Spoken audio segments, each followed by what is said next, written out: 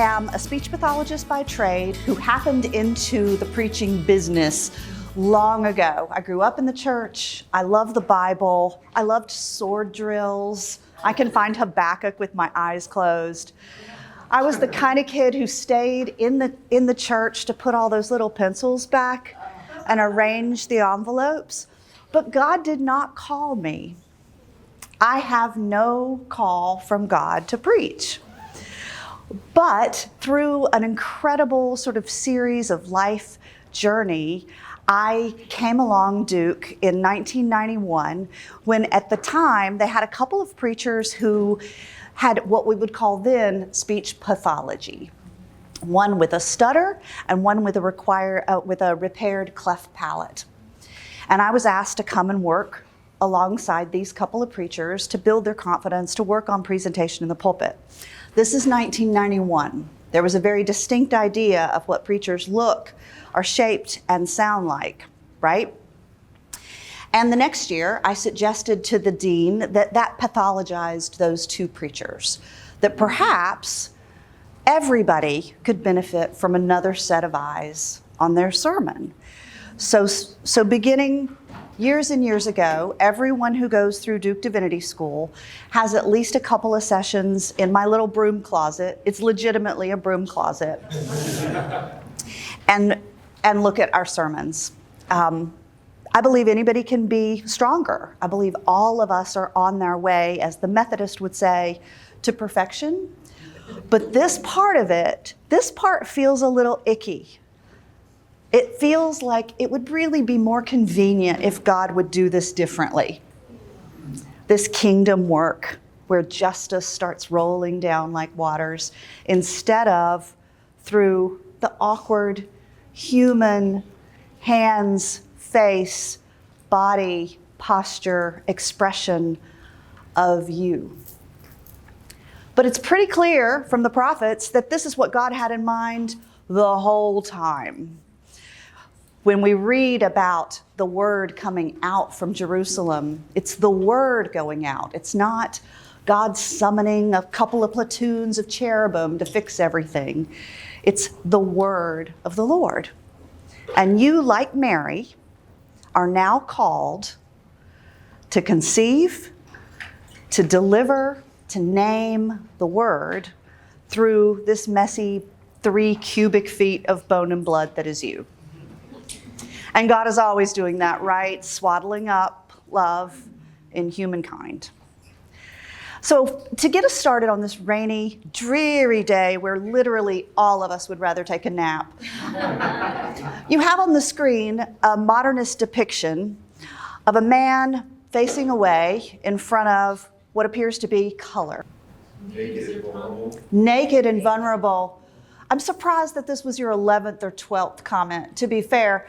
The naked, again, Vacation Bible School. I knew he took off his shoes, but nobody really talked about the pants. You see this hairy-legged, full frontal vulnerability. And where we are is Moses, good call. And I imagine it's right between that third and that fourth question where Moses mutters, "This isn't a good job for me. Who will I say sent me? I'm wanted for murder back there." And he's just gotten to, you know what? I'm not a very good public speaker. And that vulnerability, that knocked on your ass, vulnerable, full frontal exposure is what many of us feel when it's time to stand up and do this crazy, foolish, transformative thing called preaching, to be fully vulnerable, but also fully bathed in the Spirit. So after he asked this question, I'm not a good public speaker, really, you should talk to my brother. He is really eloquent. I imagine God responding, and I know this is gendered, but in my mind, the voice is the farmer in the movie Babe. And God just says, "That'll do, Moses. What is in your hand?" And Moses responds, "I got this stick that I picked up along the way, And God looks at Moses with all of his insecurities and his messy humanness and says, that'll do.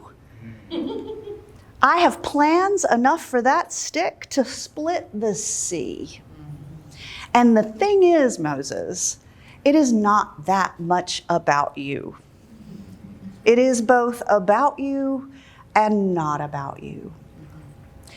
Preaching isn't something that you do. It is what you are. And separating craft from self is painful surgical work when we're talking about feedback or constructive advice on how to do this work. It's not like you made this thing and you can show people and they could say, you know, you could have used a little more red here, or you might have shaped it this way, or maybe it was too salty. It's who you are. I'm addicted to the show Top Chef. And they're putting their best work out, creating this plate of indescribably complicated food, and they present it before the judges, and the judges just eviscerate them, right? You shouldn't use thyme because you didn't pick all the leaves off, or it's too salty, or what were you thinking going Cajun with this dish? And what do the chefs say every time after they receive? Yes, yes, chef. Thank you, chef. It's hard not to be defended when you're talking about your actual body. So when you go out in the world and you tell people what you do, or they ask you, they have an idea. This is how we see ourselves. What do you see now? Confidence. Color. Smiles. Aren't they beautiful? Look at that face. Welcome, invitation, modified Iran's. Everyone should come to church. Why doesn't everyone come to church? Do you know why? Because out there in the world, when you're at a bar or an axe-throwing venue or waiting for the train at the airport and someone says, what do you do? And you say something around preaching, they have a different idea in their mind of what that is. This guy. Yeah. Now what do you see? Oh, so much judgment. What did you say?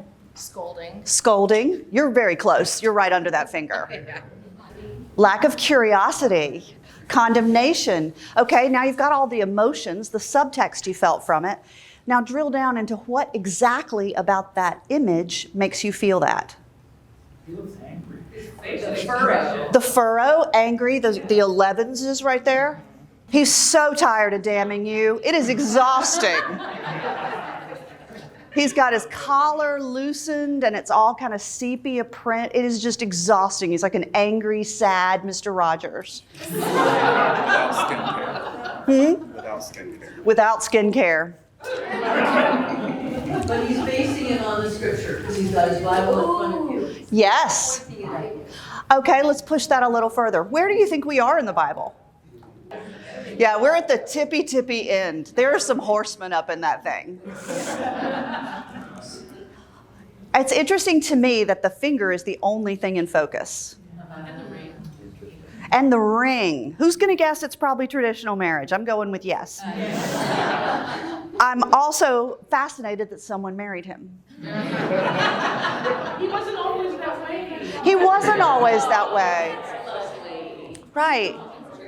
And this is what the world has in their mind, their internal representation, when they hear the words preach, preacher, pastor, priest, and we have earned it. Yes.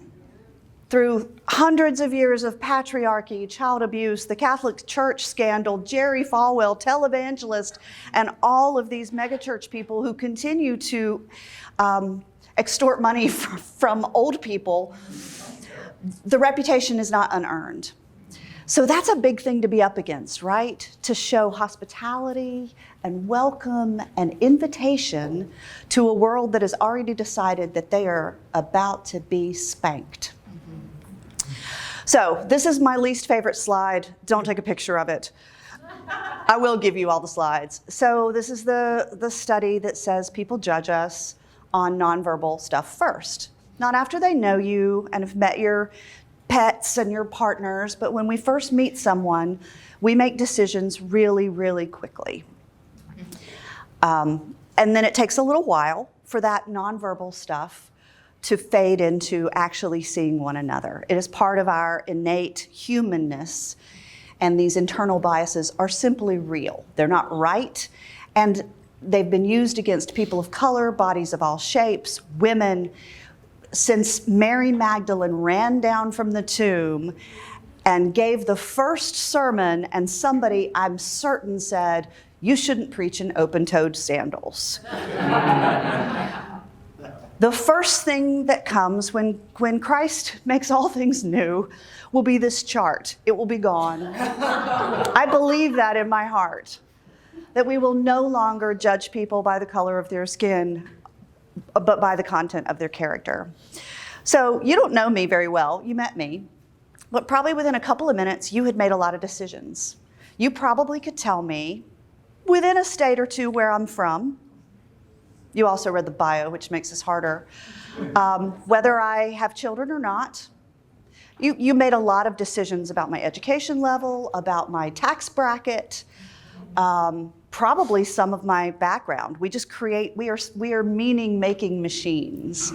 We create stories in our minds. I'm wondering if you could tell me what I drive. Yeah, you can. A Subaru. Yes. See, it's not that hard. We all drive a Subaru. We all drive, that's right. We are good liberal. Yeah, 10 years ago it was always an Odyssey, and it was an Odyssey when the kids were younger. Isn't it astonishing that we can gather this much information? For a long time, people thought I drove a Tesla, and I can't imagine that I give off Tesla vibes, do I? I don't think so. So, a sermon is twice born. Once when it is written, and it's your beautiful baby, as Mother Susan likes to say, "Look at my baby, isn't it a sweet baby?" And no one's going to say, "That is an ugly baby." And then again, when it is delivered, and you may have had those sermons that were so beautiful on the page, and they moved you and they moved others, and then there was just homiletical turd when it was time to read it aloud. That something happened between this inspiration and conception and the delivery that didn't do service to that first birth. So we're going to talk a little bit about some of this nonverbal stuff. And I'd like to say initially, preaching is, I know you look great. When I first arrived here at the camp, I saw 3 of you standing in front of the dining hall, and I kid you not, every one of you was doing this gesture. I thought, those are priests. I could recognize those priests from 100 yards. All of this body stuff is pretty ableist. We've decided what preachers can and should look like. So just as a caveat, a lot of what we're going to talk about are tools to know, and it's not right that people judge this gesture to look nervous, but it is in fact the fact on the ground. So keep that in mind. Head forward posture. Okay, we've got this kind of, what's this look like? What do you read? Closed, protected, been hurt before, right? Kierkegaard, the writing sort of goes with the posture, right? Pretty beaten down by the world. We are, in fact, a head-forward people. We're leaning forward for our devices. We're leaning over our steering wheels. You'll notice this kind of posture under a backpack. And it conveys to you that you people are just wearing my ass out. Honestly, the hospital calls and the marriage counseling, it conveys fatigue, a lack of enthusiasm, or that this task is such a burden instead of a joy. How we engage the pulpit tells a lot about how we feel about the task. Let's look at these two. This is a big pulpit. I'm taking up a lot of space. This is a gendered issue. Men tend to mansplain. And women, due to, quite honestly, good reason, tend to take up very little horizontal space, as if to convey, I won't take up much of your sight line, and I'll also be right out of your way. Don't mind me. You think of Putin. Okay, what else about this guy? Do you want to hear this sermon? You're like, yeah. Yeah, there's going to be some work to do to get universal health care here. And he's also pointing, but he's pointing differently. It's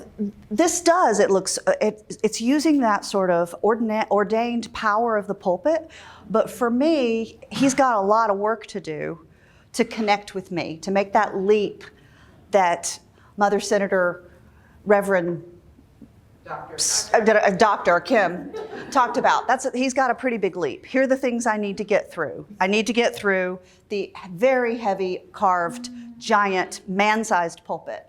I need to get through the glitter liturgics. I need to get through the glitter chasuble, the 1970s crooked cop mustache, and the glasses. Yeah, it is. It's cool again. But I have to wade through all that to find him. But he's got some work to do to convey that this matters, that the Word of God is good news, and it matters to him, and it might even matter to you because of nonverbal things. That doesn't mean he's not going to do it. We're watching a still frame. That's not fair. But there's some way to go. Pulpit gripping can convey power, as in that first one, the calm, settled, this is my pulpit and you are my people. Or it can convey, I'm nervous, I'm worried, I'm touching this like my source of authority, much like a child plays tag. You've seen those preachers who are able to get away to tell the story and they're so proud of themselves, but you can almost see the rubber band. My notes are back here. They're back here. I'm going to get to them. There they are. Safe, you're it. Obviously, Martin Luther King Jr. can do whatever he wants, but what do you convey? What do you feel from that gesture, that body posture? Intimation. The pulpit's in the way. She's owning all of her space too. She's wearing liturgical garb and using the whole space. How we connect with this block of wood says a lot about how we feel about our bodies. Holding the pulpit in the front here is kind of, what do you see? Nervousness or judgment, like I'm driving us all to the kingdom. Holding it in the middle here, sort of parakeeting on this little ledge. This looks a little insecure. In my growing up days, whenever the preacher would come out around the pulpit, I could feel my blood pressure like lower because I knew there'd be a story. This used to be called a modesty panel. Did you know that? Which brings us back, I guess, to Moses. So this is just there to hold your notes. It's not there to hold you up. It's not there to tripod, to hold on one leg. If, in fact, this is worth preaching, it's probably worth preaching in an upright, strong, alert posture. Now, here's the danger in this. Back in 1991, when I came to Duke, there was that very distinct forensic preaching style. 3 points and a poem, the word of God for the people of God, thanks be to God. They were all men. There were bow ties on Thursday. I don't know why. There were very few women in seminary at that time, and the women who were there felt the need to preach like men. That was when there were, think about shoulder pads and Hillary Clinton coming along, like that terrible era of power meant male. Then we went through the 90s, and there was narrative preaching, and our God was an awesome God. And then we got to this other place in such an effort not to be that asshole that there was a much more casual, conversational, I'm just not going to really preach at you. I don't really want to, I'm going to toss some ideas out about my adorable toddler. And Starbucks. They've got a muffin, and it's got nuts and banana and cinnamon. It's like the Trinity. It's like, it's a little bit overcorrection, right? Do you hear, you see my posture's a bunch of angles, and I don't want to scare you with Jesus or be that guy or hymnals or posture. And I understand the urge to make yourself small and approachable and casual, but the effect is, this hasn't mattered a whole bunch to me and probably isn't going to matter to you. You can hear it in my Frappuccino voice. You can hear it, see it in my posture. There has to be somewhere that is not over there, but maybe a little over here, that if you believe it, that you can say it in such a way on your Easter feet that conveys it's an important moment. I have shoved my children into the Subaru, and they don't want to go to church anymore. And I tell them, you're going to speak for God, and they need a little more than some Starbucks muffins. Tell us something true, and tell us as if you believe that it is true. I keep walking away from the clicker. So here is, in my opinion, the gospel, the good news. It does not matter what you bring into the pulpit. Not one single bit. You may be a full manuscript preacher, and having every single word there with you is what frees you up to lift your eyes and preach fully and wholeheartedly because you know it's there. Amen. You may be an outline preacher where you do write one word, tell the story from youth camp, and have a mix of word for word versus eyes up. You may have an annotated outline. You may have a brief outline. You may preach from a single Post-it note that you have shoved into the Bible. You may preach from smoke signals that you've arranged from the Baptist church across the road. It does not matter what you bring into the pulpit to support you as long as it supports relationship first. I personally have a condition, it's like carpal tunnel, but not. When I sit down to write a thing, I write an English paper. Yeah. And it's good. And firstly, and one might surmise, and in conclusion, and it's terrible. It's so papery, it cannot be read aloud. But if I've written it, I then feel compelled to read it aloud. So now I'm stuck feeling inauthentic in myself and also trapped by the words on the page. I wish I could be a manuscript teacher. It would save me a lot of time, but I'm not, and you may not. So figure out what you are and be true to what best supports the relationship. There's always this exchange of energy in a room. You give energy out, and then there's those in the, this made me really nervous. That's all right. It's fine. It's just that I'm really animated with my face, and I look at the stills and I look like I'm day drinking. So I'd like to, and then you see someone smiling and nodding or raising their eyebrows, and you receive that energy, and it goes back into the sermon, right? And then you offer it again, and then you receive that energy. And this ongoing exchange is why, as long as people go to the symphony or go see Wicked or an orchestra, that live connection of bodies will never go out of style. We felt this in pandemic when there was no one to receive the energy and you were just alone, naked, with your laptop and a good idea, and you just had to speak into the eye of your own insecurity while preaching to a camera. You felt flat because it wasn't going anywhere. No one was giving anything back. The same when you began to preach to masked people. They all seem to be judging you harshly because you're not receiving any energy. A couple of tips if you are a manuscript preacher. To use the manuscript most effectively, make it really easy to see. You're not turning it in. Unless you're one of the Wesleys, it's not likely to be published. Make the paper work for you. Highlights, circles, arrows, white space. It's easier to read off cream than white. I don't know why. You do not need to have like standard margins. You don't even need to have it all be the same font. And if you do use a manuscript, set aside your environmental urge and kill a tree. Make it big enough to read. If you've gotten up there with too small a font, you realize that really can hamper the delivery. You can also shape the sermon on the page. Don't read this. Don't read it. Just sort of squint your eyes. What do you see? A big block of letters, a lot of text. This is normally what a manuscript looks like, right? Since it's not for the eye and instead is for the ear, you could shape your sermon in a way that makes it really easy to do in breath groups.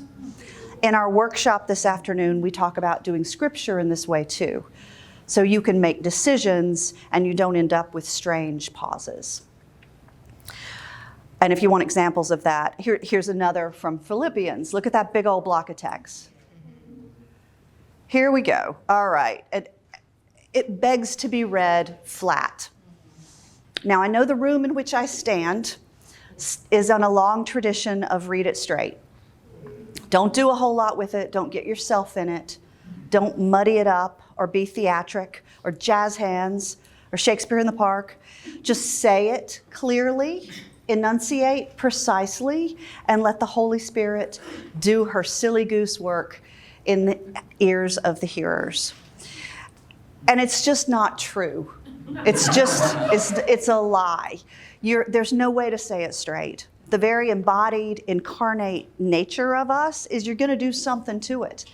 You're either going to read it like, if anyone else is to be confident in the flesh, I have more, as if it went in at your eyes and out at your mouth, without ever having passed through your heart.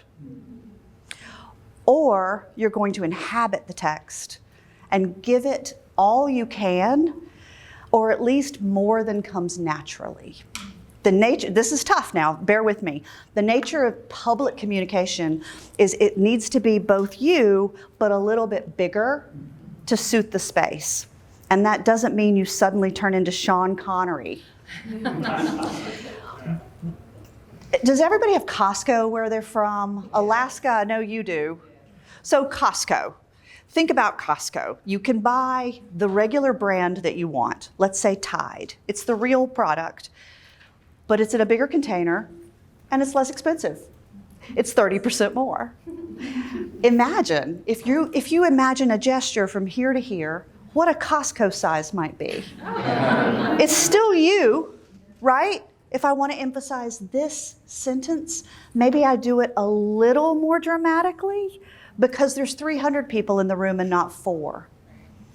So you can scale, but it's still you. The hard thing is that feels really theatric and like you're focusing on technique instead of focusing on how you best communicate and then enlarging it enough to reach the back wall. So here is a lined out visual map. I've done most of the lectionary if you want some of these, but that's mine. That's how I would read the text. So it's lined out more like computer code or poetry. And especially the epistles, right? Like Paul never met a subjunctive clause he didn't like. And if you can get rid of all that punctuation and instead use space, it can just this alone will enable you to Costco size up your delivery. I think I liked Paul a little bit for a second, which might be new for me. The sorrow in all is rubbish. I felt something even from that cold read. Moving on. Which of these guys would you like to listen to?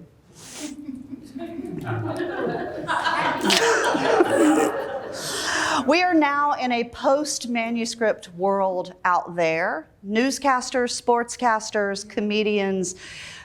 Jon Stewart uses paper, but just as a prop, to spin it a little bit. We are not in a world any longer where people will tolerate looking at the top of your head while being read at. So you can kind of figure out how angles, pulpit angles, and sight lines will help you. This pulpit is adjustable at Duke. You can let your class know when you get back next fall. You can also keep your place by having the pulpit lined up in some way. I don't know if you noticed, but she has her notes on a tablet, which she's using the prop. So her sight line from word to president is a very acute line. If my pulpit is too short for me and my notes are down about my belt buckle, I have a long way to go. If I take a step back, I can keep that angle small. You can also put like a ruler or something to keep your notes at the top rather than down here. A couple of prayer books works. A couple of prayer books work. Also, in the good and perfect world, when Christ comes again, all pulpits will have a pneumatic floor. They're not going to bring in the hand washing station from the preschool when a person of smaller stature comes and makes it like Youth Sunday. That's not going to happen. The floor itself will move so that every pulpit adapts to everybody. Do you see my vision? The lion, the lamb, the pulpit. What I love about this image is she found her power. She did not use rhetorical flourishes in particularly complicated language. She didn't bang the pulpit. She didn't use a lot of gesture, and even her vocal variety is fairly constrained. This is a middle-aged woman with a pretty bad haircut.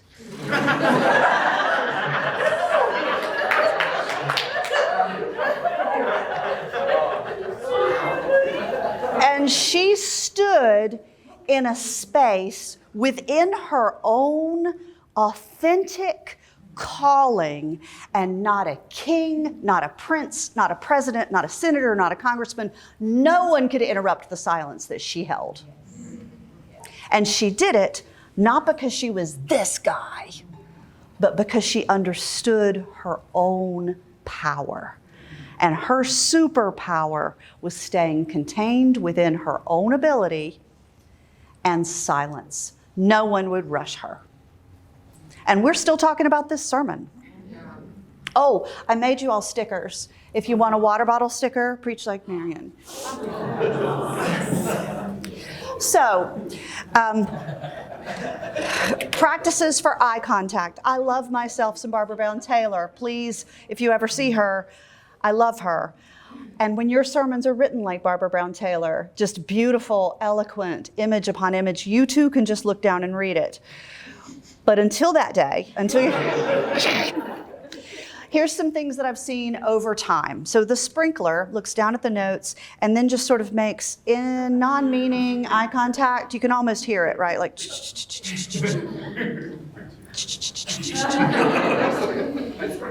You'd think I'd know what's on the slide by now. The peeper, Barbara Brown's a peeper. It's down at her notes because they're beautiful and she loves them and they're published. And then just a little quick look up. Yep. Yeah, Rev still here. And Peter came this morning. Most of my notes, and I'm down, and then, yep, okay, you're still here. Peep, peep.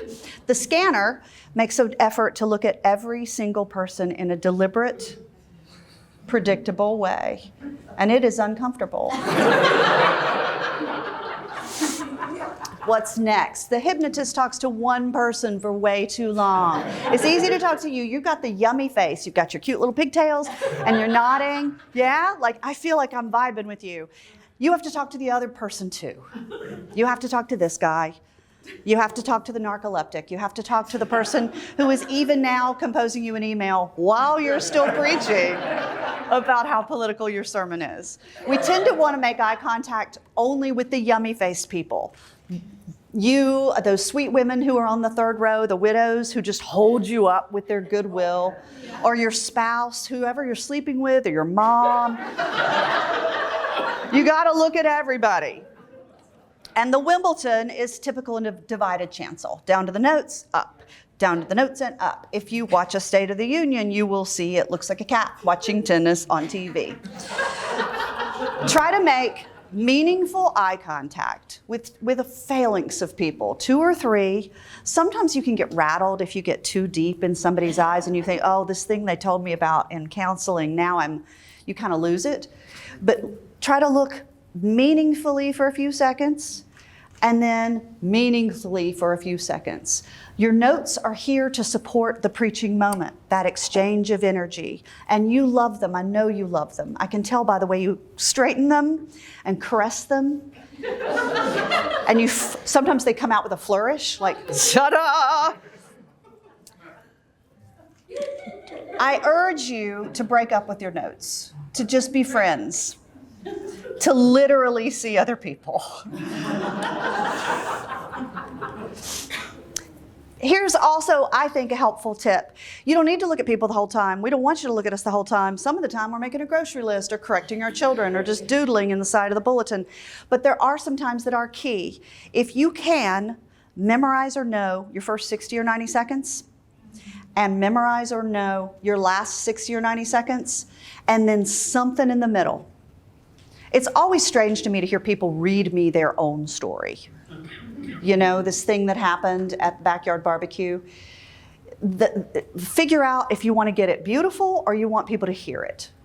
Because if you can speak in a way that isn't paper language, if you can write for the ear orally and orally, it's much easier for you to break up with these notes and let it support the relationship rather than drive the relationship. I don't want to be in a three-way with you in your manuscript. All right, let's get to hands. Anybody see this movie? Oh, yeah. Their hands. Oh my goodness. They're coming with you. And you might want to make a plan for them. Over the years, I have identified some awkward at-rest gestures. When we're moving our hands, they tend to be fine. We'll talk a little bit more about use of gesture effectively, but when you're not using them, it seems like you wish they had stayed back home. They just get in the way. So some of the things I've noticed over time are my cat is up a tree hand gesture. This is a good place for me, yeah. The itsy bitsy spider. The sir, yes, sir. The penalty kick, AKA the fig leaf. I'm missing my modesty panel. Oh, this was the superhero. Sir, yes, sir was behind the back. Sorry. Sir, yes, sir, our chaplains. The superhero. This is the opposite of a welcoming gesture. The thumb wars. You see what I've done here? I've made a little pulpit with my hands. Do you see it? It looks like I'm open to you, but I am in fact still hiding behind a flesh pulpit, I think Paul might call it. 1, 2, 3, 4, I'll declare a thumb war. The sharpshooter. You have a professor who uses this gesture. The hands are closed, but then used as a unit. Do you see that? Ethics. Luke does it. It also kind of begs the question, where in fact are the people? Namaste is fine after you've had your massage or finished your yoga session. It's a little weird for you priests. The Alanis Morissette is an old reference, but I've got one hand in my pocket and the other one making a theological gesture. There's a Methodist preacher in Florida. I swear to God, I've not seen both his hands at the same time for 20 years. The all shucks is more of my Texas ministers. Don't mind me. I got my whiskered jeans and my matching t-shirt that goes with the praise band. All shucks. The professorial prop. What does this imply? Yeah. Also, I've just read so much. I know so much that I literally cannot hold up this much knowledge with just the muscles of my neck. The Queen Elizabeth, a la The Crown, that kind of awkward wrist in hand. The Alexa from Schitt's Creek. The newlywed. This is a self-soothing gesture, right? I'm terrified, but somebody loves me.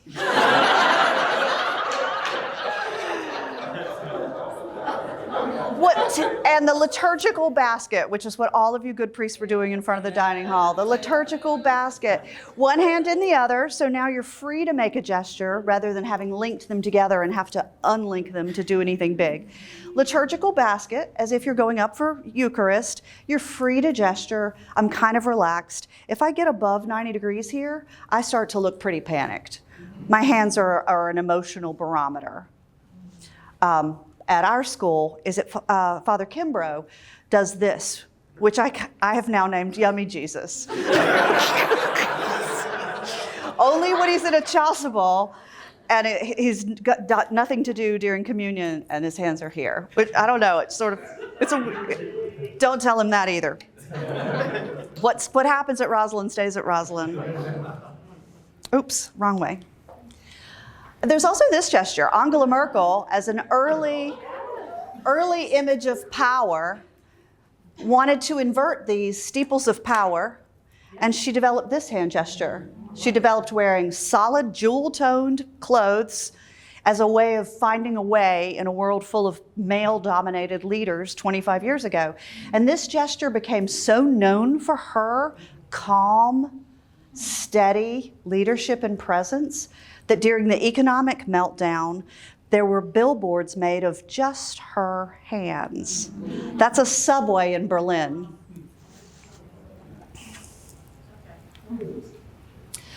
Try to avoid large, overly dramatic, semaphore-like gestures. This image is legitimately from a preaching book from the Gilded Age. Apparently, when there were no microphones, think Jonathan Edwards, that kind of thing, like big friends, Romans, and fellow citizens, there was this sort of school of the orb. Anything your body naturally wants to do is correct, but it might need to be a little larger. We tend to put a lot of gestures right here. When I was in speech training, we had these very precise gestures: blood, sweat, tears. We shall beat them on the beaches, on the land. It was all really forensic-y, speechy. But one well-timed gesture might make a sermon memorable for weeks to come. Try to avoid these big semaphore as if you're directing people to the restroom on a plane. We already talked about pointing, and what does it convey? Blame. Judgment. Just aggression. Aggression. How do you read all those points? Look at that. None of those people make you want to hear the next thing. It was not a landscaping company.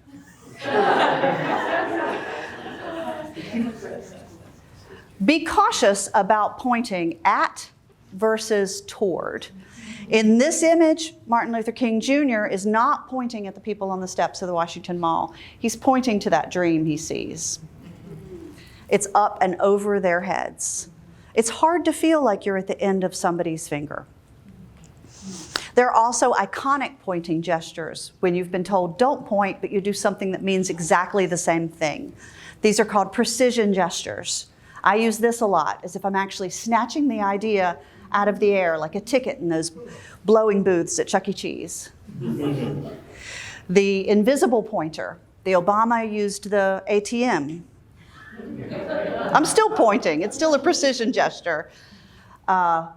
Be aware of what all those gestures convey, that this is the one way. This thing that I'm saying is the only way, and use it judiciously. That's just what it reads. And try to avoid repetitive, meaningless gestures. If you are a tosser of liturgical salad, which I am, for me, I need a pulpit for this, it actually helps my mouth move better if my hands are moving in this direction. For you, if you are an innate, mobile, energized gesturer, for you, it might be to go the other way. Instead of try to do more, find the key moments where you are stuck, still, and quiet. Whatever your particular voice is, it may be that you work against natural tendency to draw attention to a section rather than try to beat up more energy. At a certain point, when you started off with just being circumcised, if you were really like, circumcised on the 8th day, we don't have anywhere to go from that foreskin. You've got... And in preaching, you're kind of jacked by it all, right? You wrote it and you love it and it's your pretty baby. But if it's all DEFCON 5, none of it can be. That's hard to decide what's important versus what is most important. So gesture, try to avoid just gesturing all the time. And nervous tics. What are your nervous tics? Let's see them, everybody. So you touch your hair. You sway back and forth. You put your hair behind your ears. Oh, are you doing your nose or just your hand? Oh, okay. Okay. I know you all have them, so let's see them. We've got some hand wringing. We've got some face touching. You play with a pen. And you were putting your glasses up. I see a few glasses. Hand. What are you doing? Okay. Okay. Any beard strokers? Oh, yeah. Oh, you know, if I didn't know you, that would look really villainy. But it is, doesn't it look a little villainy? Like it should come with a hairless cat. Those nervous tics, whenever you're about to say something you think's not going to go that well, we will read it. We, as your congregant, will know something's coming. And most of them are maternal gestures. They're things your mother would do. Tuck an errant lock of hair, rock you back and forth, hold your hand, touch your face. Just be aware of what your nervous tic is when you preach and you play poker.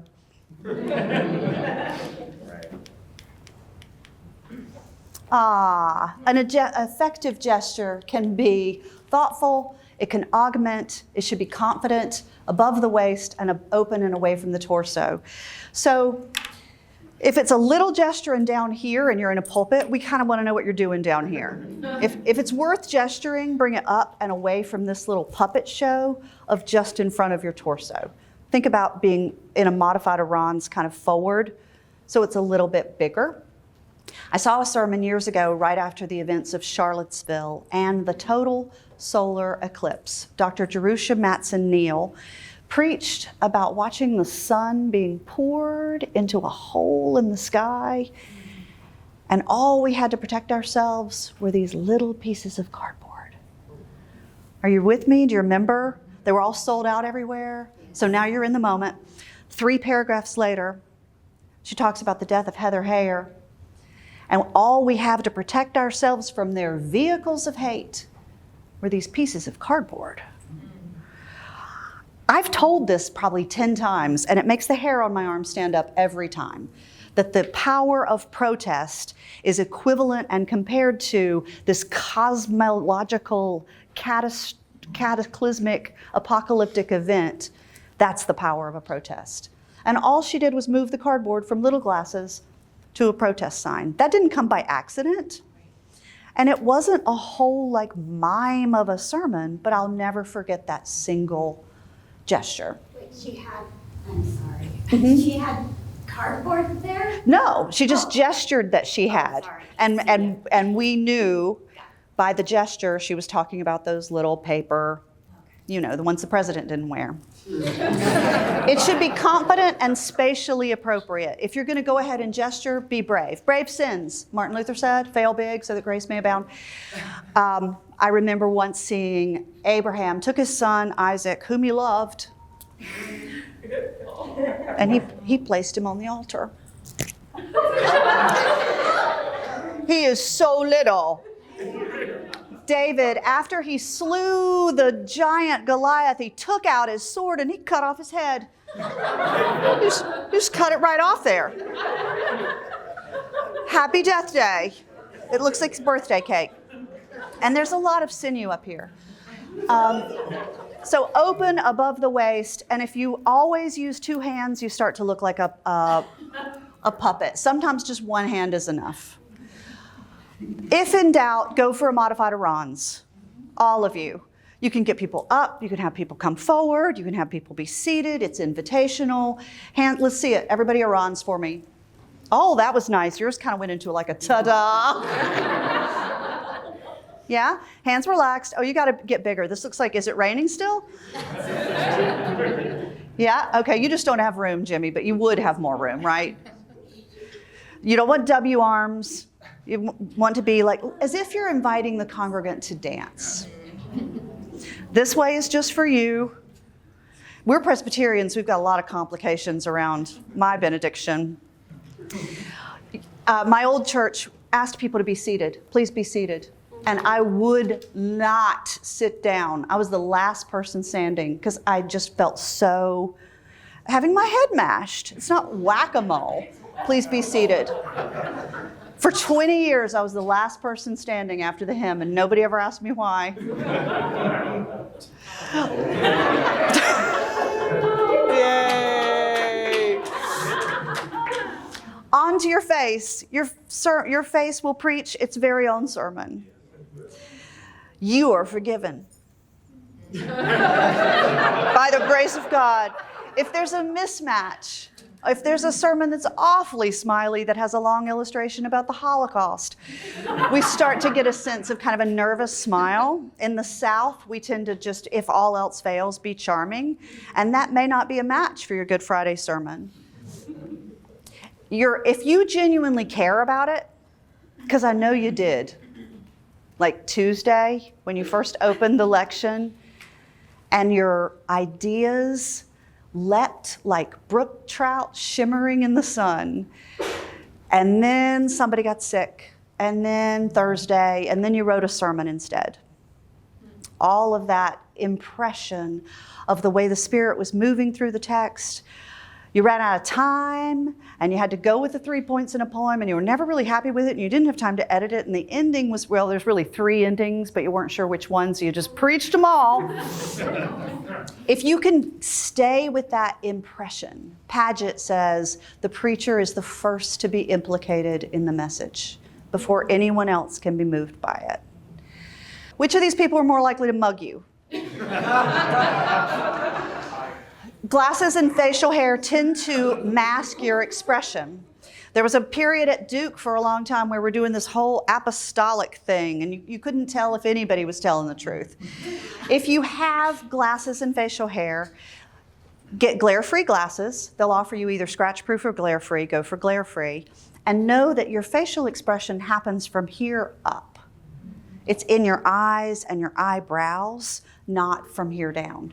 You'll tend to be read as less emotive or angry, much like during COVID times. And there's some age-related things too. I have RBF. If I'm not actively smiling, people think I'm mad at them. There we go. A whole election was talked about this woman's expressions. Anything that was conceived as powerful was read as what? Angry, aggressive. Anything that was considered leadership was described as shrill. All of these, as I said from the beginning, are gendered and ableist presuppositions, but they are in fact true on the ground. Here's Jonathan Edwards. Even at this moment, considering the sinners in the hands of an angry God. This was my mother in the 90s. I know you had a wine cooler. This sort of nervous shrug indicates disapproval, disagreement. If only I was free to really tell you people. And it can be the last vestige of a filler, a like, an or a you know, and ends up just being this. And now that you see it, you'll see it everywhere. So welcome to my world. Sometimes it's an audible lip shrug. Our Father, who art in heaven. If you have tension around your face, it's from the moment. You should be jacked about the moment. The pulpit should be wrapped up in caution tape and use all that energy. It's not nerves, it's adrenaline. Your body is being drenched with the hormone and chemical that is equal to the task at hand. All of that stuff, the sweaty palms, the need to pee, the weak knees, the butterflies, all of that. Name it something. Naming's important, right? Like creation. Name it energy and put it back into the sermon. More lip press. Hillary's going to look like that forever from now on. And these vertical furrows you talked about at the beginning. If you go this way, it looks angry. If you go this way, it looks hospitable and questioning and looking for consensus. We cannot crack the code. But what we can do is figure out what feels authentic and strong for us. And enough of us do it. Remember Margaret Thatcher? People made fun of her and said she looks like she's going to slap them with her handbag. Do you remember that? The strong world leader became gendered. It's not to belittle men, and we all know that it's not that binary anyway. But what I think draws the most attention to the body is if you're paying attention to your body, if you're really worried about what you're doing in space and time, and you wish that you could have just emailed this to people, and all of this self-awareness, if maybe, and again, we have good reason. In this good and perfect world, you should be able to preach in a tube top and giant dangly earrings while wearing a mohawk and stilettos. But you can't yet. There will come a day when all of this appearance-oriented thing, maybe not. Maybe not. There really is, it's an impossible needle to thread between leaderly and shrill, powerful and angry, and all we can do is swim around in it. And you can do other things that help you be in your body. I swim. I'm a terrible, no talent swimmer, but it helps me with like breathing and being in my skin, or yoga or Zumba or dance or improv or Toastmasters even. The space defines a lot of what happens. This sort of tentative, chasuble gesture looks weird, this kind of small gesture. But if there's only 11 people there, this wingspan is a little intimidating, right? So maybe, I'm Presbyterian, I don't know what you're gonna do with your sofa. The alb does solve a lot of these body problems, but they still won't solve the open-toed sandals, or isn't your hair cute today, or I like those earrings. Why don't we move on and cover a little bit of the voice stuff? We don't have a lot of time and I don't want to race through it, but I think it's important to talk a little bit about that. So some of the times to pause are these 6 most important times. These are your freebies when you can. And a pause doesn't count unless you're looking up. If you've introduced a new idea, you've said something beautiful. This is the most common advice I ever give to preachers. To give us a conversation where I have time to digest what you've said. There's that old Lucy and Ethel I Love Lucy sketch where they're trying to bag candy. And sometimes I feel like a sermon feels like that. I just can't, it's delicious. I want it, I want to savor it. But it goes too fast. Plan ahead for these energy exchange moments where you use a pause. These are your vocal folds vibrating together. This is your livelihood, so take care of them. Isn't that amazing? This is as if we took off your head and you bent over. You're looking at them from that angle. So these vocal folds are covered with a very thin, fragile mucosa. And when you clear your throat, you scrub your cords together. When somebody asks you to pray over dinner, you scrub your cords together. I showed this video to a group of 10-year-olds years ago. And one little boy came in late with his friend. And they could see the vibration, and they could hear the E. And one of them said to the other, "What is it?" And the second one looked for a second, and he said, "I don't know, but I think something's about to be born."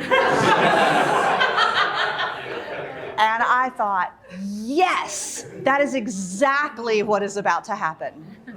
When you step up behind the pulpit and you breathe in the Holy Spirit and you bring your vocal folds together and you begin to speak, something is about to be born. And it's your voice, your pitch, your tenor, your expression that brings the color to this process, not anybody else doing it. Oh, I'm going to do this too. Prosody. If everything goes up as if it's all a question, it implies that you need someone to nod or affirm. I'd like to talk today about the book of John, if that's all right. I could totally work up some Old Testament something, Dr. Sharp. It implies a question. If everything falls, it sounds as if you've said the very last thing that shall ever be said. And if your next sentence is, I'd like to add one more story, you will be greeted with pitchforks and torches because your pitch lied. You said you were ending. Use your pitch, your larynx, Costco-sized, with a little broader range, and feel it instead of just say it. Care about it and say it in a way that feels like you cared about it. This house is a good image for you. As you're talking about each other's sermons this afternoon, this upper level, the attic, that's for something really important. Like we keep the Easter and the Christmas decorations up here, but you can't stay there. That will make people's ears bleed and they'll be exhausted. And if everything is important, nothing is. This sort of second level here is that's kind of your conversational level. That's where all the snacks are and the PS5. That's your conversation. Those pauses that I showed you are your time to find the stairs and reset your pitch. Circumcised on the 8th day. A Hebrew of Hebrews. Find some stairs, use a pause, and go back to a conversational pitch. And we don't go down in the basement because no one uses their home exercise equipment unless you're really coming to an end. Those sermons that keep lying with inflection. So think about using your whole house. You have this whole symphony in your body and your face and your voice. You've got strings, you've got percussion. Use it all and don't get stuck on one level or the other. If you start off in the attic, you have nowhere to go. You'll just keep pushing your energy and your pitch up until you're stuck here. And if your next thing is also important, only collies can hear you now because you've used up all your energy. And lastly, it comes down to a pretty simple solution. If your expression is bigger than your impression, you've lost touch with these words on the page that you wrote, but you're just going to try to grin and bear it and deliver the hell out of it. It feels theatric and disingenuous, and we can smell it from 100 yards away. That sermon that you just decide it's a dog, but you're going to walk it proud anyway. By overdoing it, by delivery out of anxiety. If your expression is less than your impression, you really do care about it, but you're reading it as if you're reading a grocery list or the license plate of someone who left the lights on in the parking lot. The word of God for the people of God. Then it feels underdone, flat, de-energized. If you can manage to make your impression and your expression match, none of the things I said all day today matter. Right? Because you don't have to think about your voice or your face because you're genuinely in the moment. One of the things that's hardest about the preacher is to be in that preaching space, inhabiting the preaching body without that little manager person in your head who's telling you what they think of you while you're still preaching. Don't you hate that guy? I hate that guy, and it is a guy. I ask you to invite that guy and all the other voices in your life who have said, maybe you shouldn't use your hands so much, or I really like it when you wear a hair back, or I'm not sure women should be ordained into the ministry. Ask all of those voices to leave the room for the rest of your time here and focus on identifying what feels truest and most authentic about you, what is most delicious about your presence and this feeble, glorious body. Think about stretching it a little Costcoing with your gesture, your voice, your face, and fail fabulously so that grace may abound. Amen.